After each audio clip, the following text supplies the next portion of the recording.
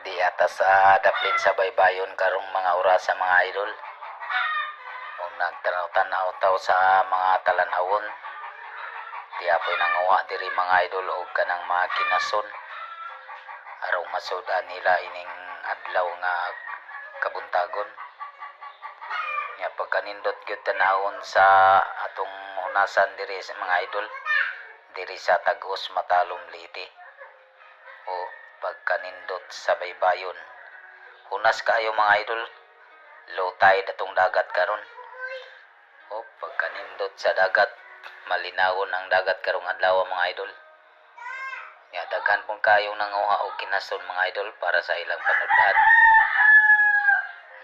Pagkanindot, linaw atong langit ug dagat, tinhaw kayo tong langit.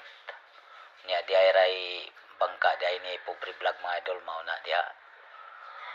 Nya shout out sa inyong tanan mga idol, paki-like, share, follow mga idol kay pobre vlog. Bago pa ko diri sa YouTube channel mga idol. O bye-bye na mga idol.